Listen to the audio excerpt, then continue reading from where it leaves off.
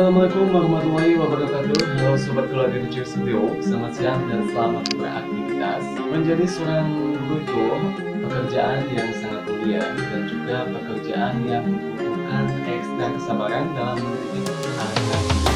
Di era yang serba maju seperti ini, dibandingkan dengan sebelum-sebelumnya, pandangan masyarakat terhadap guru itu sedikit berkurang atau mungkin bahkan berkurang ya.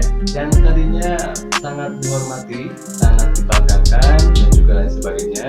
Sekarang ini banyak sekali orang-orang yang mencongokkan dan juga yang peduli sama kehidupannya atau memandang dengan sebelah mata. Kenapa kendati bisa seperti ini? Kebanyakan orang menilai pekerjaan mereka dan selalu bersih dan rapi, pakai sepatu, pekerjaannya tidak membutuhkan fisik alias tidak capek ataupun tidak berkeringat, gajinya besar dan lain sebagainya. Itu menurut pandangan masyarakat secara umum terhadap guru gitu ya.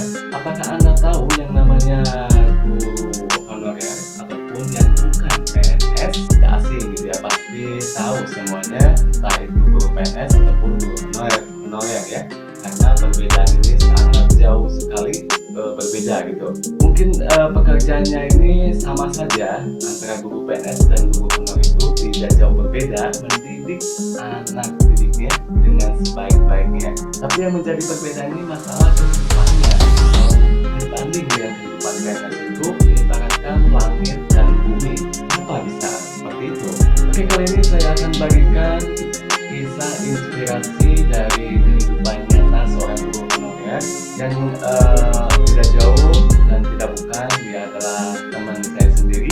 Jadi dia menceritakan kisahnya tentang kehidupannya ini seperti apa ya, biar supaya kita bisa terinspirasi dari kisah mereka dan juga mungkin kita bisa mendoakan kedepannya. Mudah-mudahan pemerintah di kita ini peduli dengan yang namanya guru honorer tersebut. Gila. Keluarga Kecil Studio present.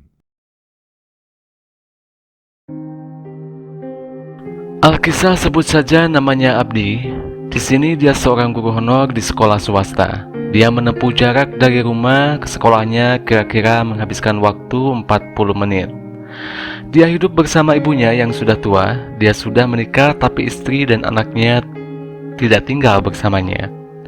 Dia pulang ke kampung istrinya kira-kira 2 minggu sekali, itu pun kalau dia membawa uang buat istri dan anaknya.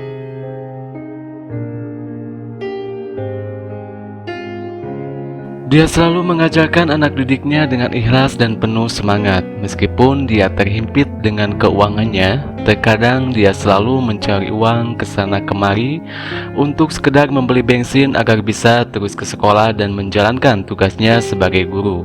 Suatu ketika ada tetangganya yang bertanya, enak ya jadi guru itu, gajinya pasti besar. Dia hanya bisa senyum dan bisa menjawab apa-apa. Sementara di dalam hatinya itu menangis. Kenapa dia sedih mendengar hal seperti itu? Andai saja apa yang dikatakan orang itu benar, apa adanya, mungkin dia tidak akan sedih.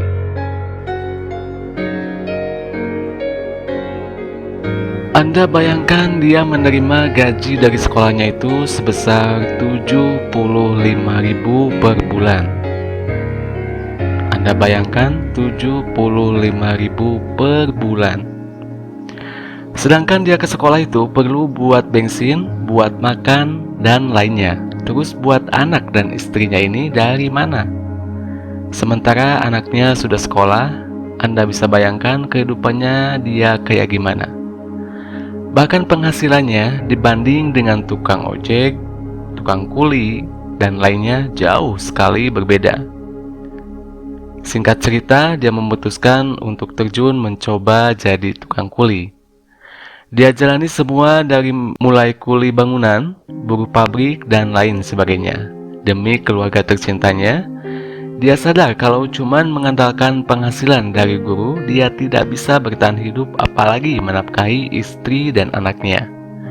Dan lebih parah lagi, mungkin dia tidak bisa menyekolahkan anaknya. Bisa Anda bayangkan? Dia selalu mengajarkan anak orang lain, tapi anaknya sendiri tidak ada yang mau mengajarkannya.